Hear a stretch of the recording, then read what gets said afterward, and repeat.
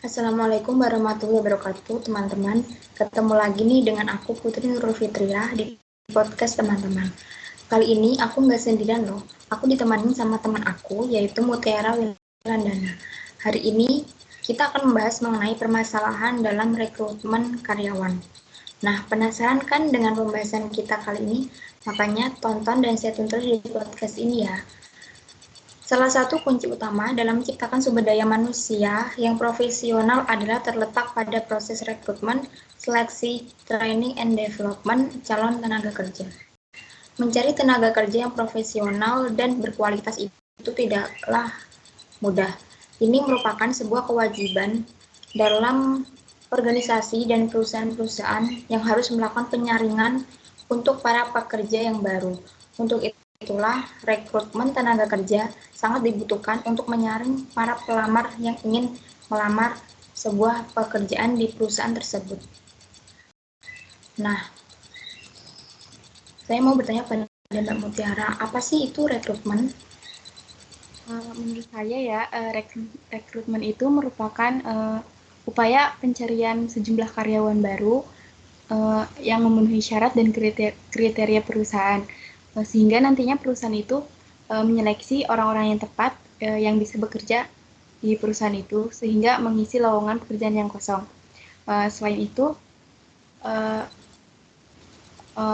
rekrutmen itu merupakan wadah uh, perusahaan untuk mencari tenaga kerja yang baru dan mencari tenaga kerja yang profesional, handal, dan berkualitas.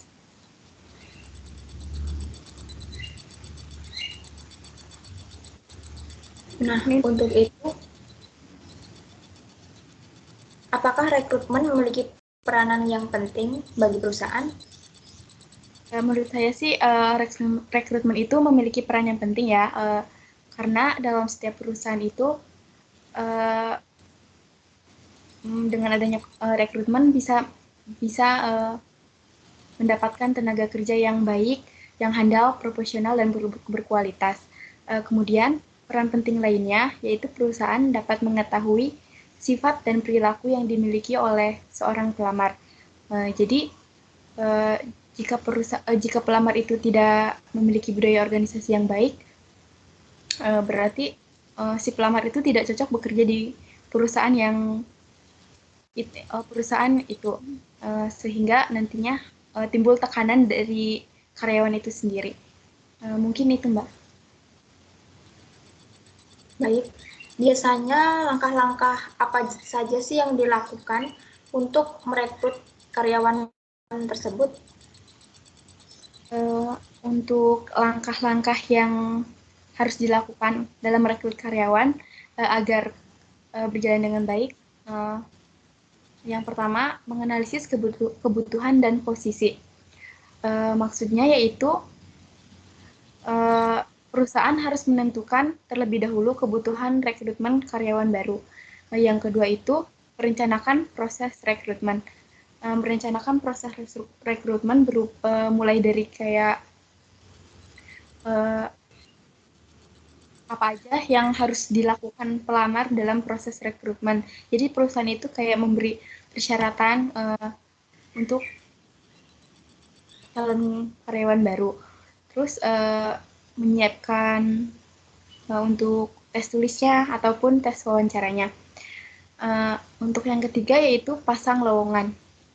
Perusahaan juga perlu memasang lowongan pekerjaan di seperti di media sosial, di koran atau majalah.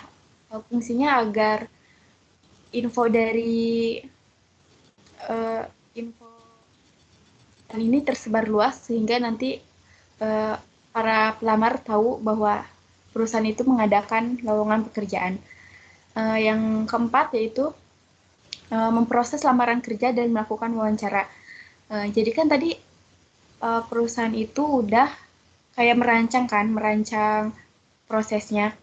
Jadi sekarang giliran pelaksanaannya. Jadi si karyawan itu melakukan mulai dari pemberkasan, uh, tes kayak tes tulis atau psikotes dan wawancara. Uh, dan yang terakhir pilih kandidat yang cocok dan profesional. Jadi kan setelah melakukan seleksi nih ya, banyak kriteria karyawan yang ada. Jadi perusahaan harus benar-benar menyeleksi orang-orang mana yang tepat untuk bekerja di perusahaan tersebut. Mungkin menurut saya itu, Mbak. Baik. Apa sih tujuan perusahaan itu mengadakan proses perekrutan?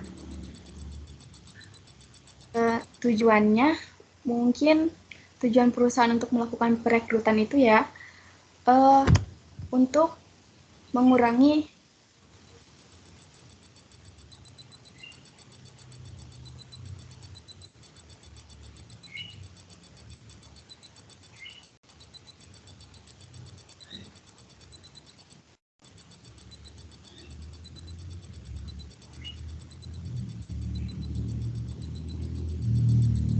lanjut ya Mbak, maaf sinyalnya tadi.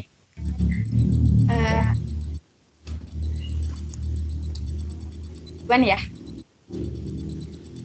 perusahaan untuk melakukan rekrutmen antara lain yang pertama itu untuk mengurangi terjadinya tingkat turnover karyawan yang tinggi. Jadi dengan melakukan perekrutan, perusahaan akan mendapatkan tenaga kerja baru yang memiliki karakteristik yang berbeda-beda dan yang sesuai dengan budaya yang berlaku di perusahaan tersebut. Maka hal itu dapat mengurangi tingkat turnover karyawan di suatu perusahaan.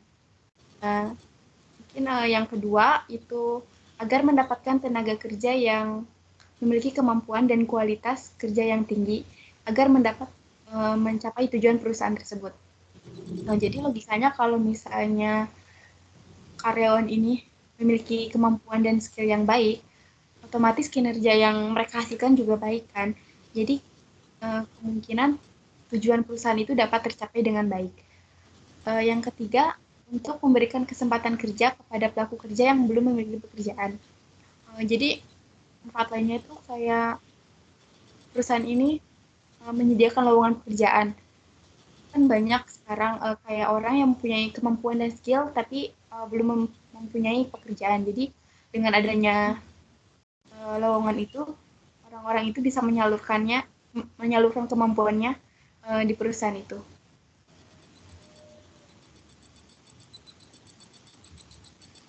Mbak. Nah, biasanya akibat apa sih yang bisa terjadi jika salah dalam melakukan perekrutan itu? Ya sih ada beberapa akibat ya. Yang pertama itu tingkat produktivitas menurun. Jadi dampaknya juga mungkin terjadi ya jika merekrut pegawai yang salah. Jadi jika merekrut pegawai yang salah, otomatis mereka tidak bisa menyelesaikan pekerjaan secara efektif. Yang kedua itu dinamika kerja tim ikut terganggu. Jadi saat pegawai baru tidak bekerja secara efektif, maka akan mempengaruhi juga ke timnya, membawa pengaruh negatif. Meskipun hanya satu orang, tapi dampaknya akan kena untuk semua tim. Yang ketiga itu hubungan dengan klien terancam jadi buruk. Jadi misalnya perusahaan itu salah untuk merekrut karyawan. Terus si karyawan itu ditugaskan untuk bertemu klien. Dia mempunyai kinerja yang buruk. Jadi pasti si kliennya juga berpikir reputasi perusahaan itu kan jelek kan. Jadi bisa menghancurkan reputasi perusahaan. Yang keempat, membuang biaya, waktu, dan energi. Dengan salah merekrut karyawan juga bisa membuang biaya, waktu, dan energi. Biaya dan waktu energi itu yang seharusnya bisa digunakan untuk yang lain, malah digunakan untuk hal yang tidak penting. Mungkin itu jawaban saya. Oke, biasanya kan dalam rekrut karyawan kan pastilah ada kendala. Nah, kendala apa saja sih yang biasanya terjadi saat rekrut karyawan itu? kendalanya tuh mungkin beberapa kendala. Yang pertama itu kayak perusahaan tuh terlalu rumit dalam melakukan proses rekrutmen. Maksudnya ini perusahaan tuh kayak sebenarnya boleh-boleh aja ya, maksudnya kayak melakukan proses yang rumit itu. Cuman kayak kalau misalnya terlalu rumit dan kompleks, jadi perusahaan HRD dan tim yang lainnya harus mengeluarkan tenaga dan waktu yang lebih banyak lagi.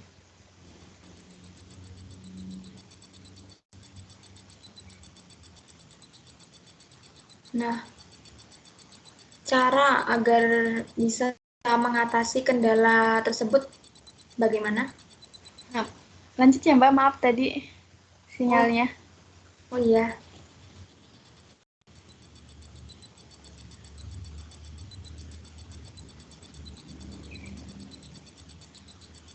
Halo? Cara cara mengatasi kendala Maaf Mbak, rekrutmen tadi tersebut. sinyalnya kurang baik. Lanjut aja ya. Iya. Halo? Udah jelas belum Uh, ya? halo? Halo? Lanjut ya Mbak. Tadi sinyalnya Iya. sedikit gangguan. Suara Uh, saya udah jelas? jelas.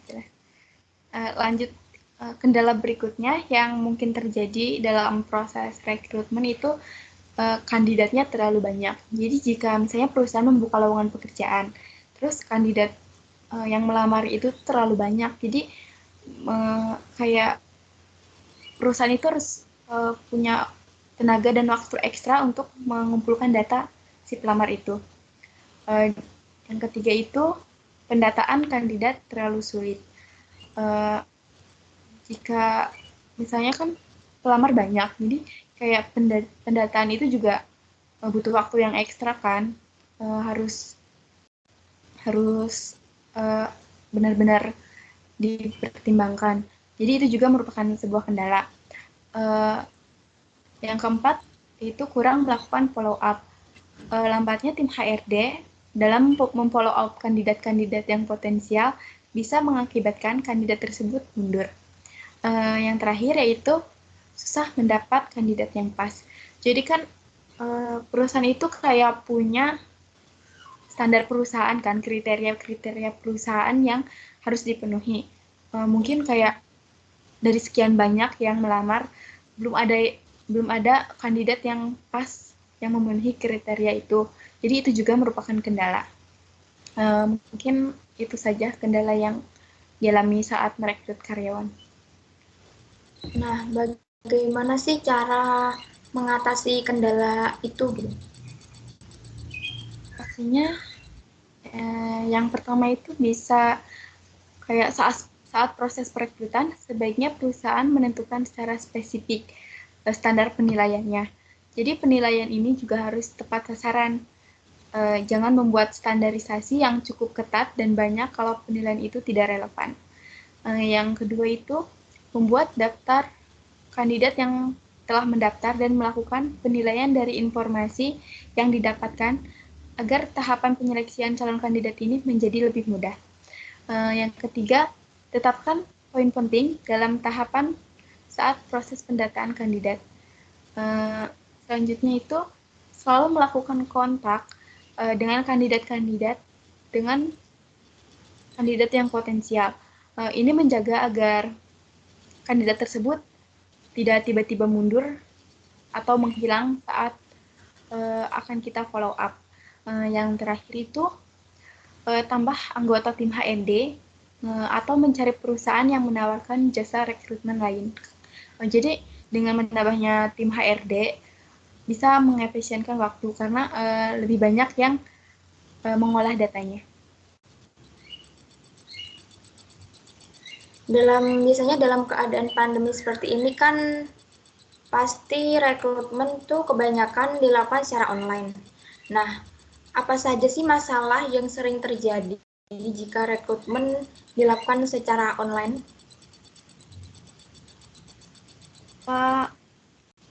Mungkin apa ya, masalahnya tuh Yang pertama tuh informasi terkait perusahaan yang diberikan tidak lengkap. Jadi kan dilaksanakan secara online, otomatis kayak terbatas, tidak bisa semuanya kita publikkan kan.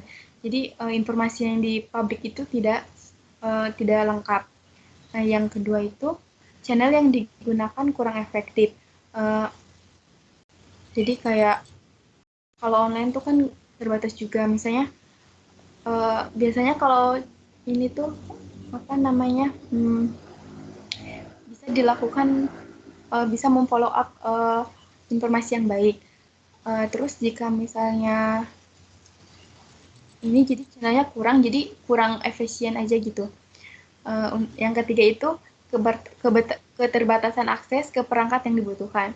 Jadi saat online ini kan banyak kendala, seperti saya sekarang ini ya, misalnya kendala sinyal, kendala perangkatnya, jadi kayak kurang efektif aja.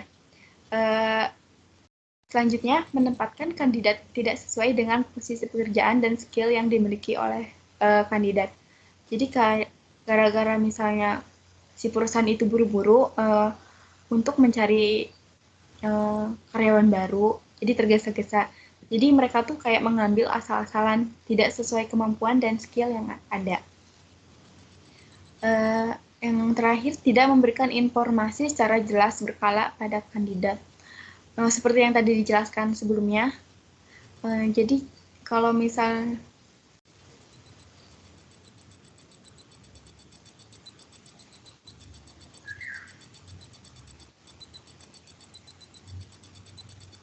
Halo? yang terakhir ya, lanjut. Tidak memberikan informasi secara jelas dan berkala. Jadi kan udah dijelasin tadi di atas kan, kayak misalnya gara-gara online ini kemampuan kita untuk mencari informasi itu terbatas karena emang tidak bisa mencari informasi secara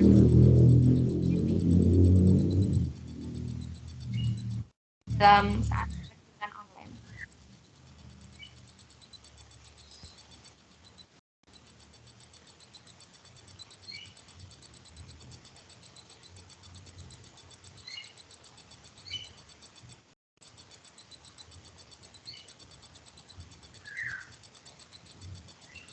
Oke. Biasanya faktor apa saja sih yang mempengaruhi proses rekrutmen? Faktor yang mempengaruhi proses rekrutmen, yang pertama itu karena kondisi ekonomi negara secara umum. Jadi jika kondisi ekonomi relatif sulit, maka biasanya akan terjadi oversupply atau calon pekerja jauh lebih besar dibanding jumlah permintaan.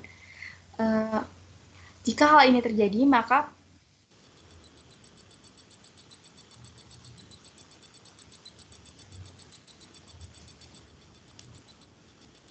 Halo? Maaf Mbak, suaranya nggak masuk.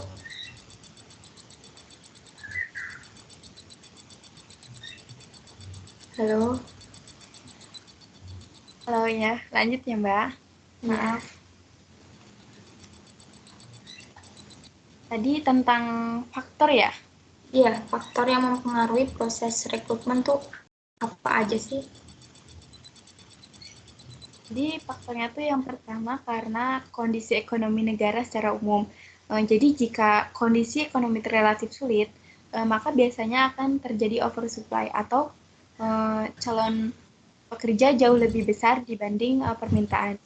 Jika hal ini terjadi, maka perusahaan relatif lebih mudah untuk mencari karyawan baru, sebab para pelamarnya tuh melimpah. Yang kedua, faktor ketersediaan tenaga kerja pada bidang yang dicari. Jika bidang yang dicari merupakan bidang yang tergolong langka, maka perusahaan akan lebih sulit dalam menempuh kebutuhan karyawannya.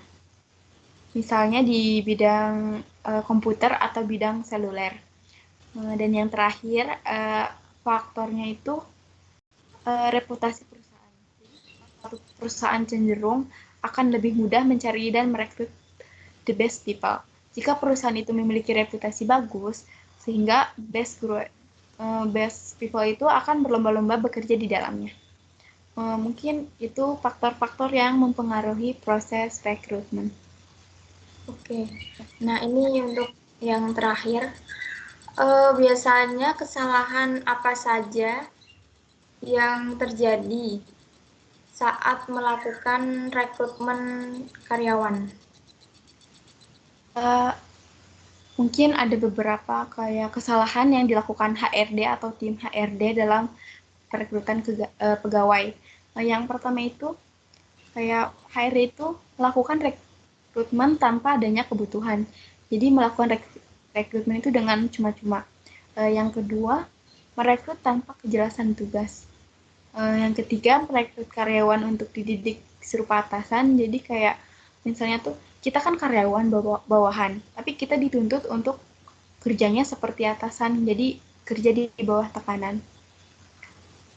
Uh, yang keempat itu tidak mengantisipasi perubahan kultur.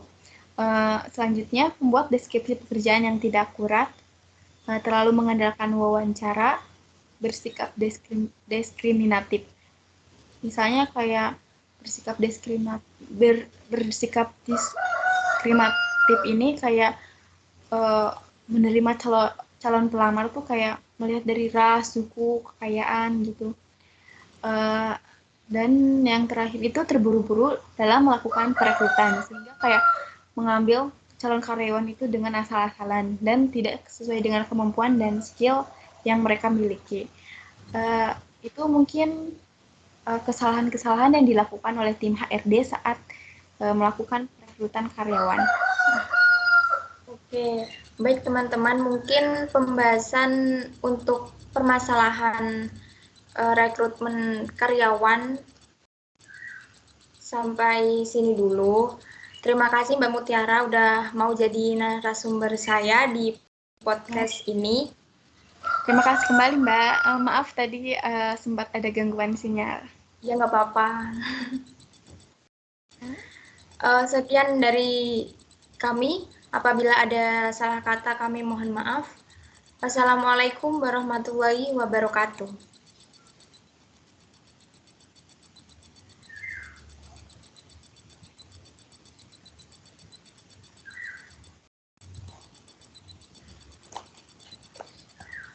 Berhenti berikutnya.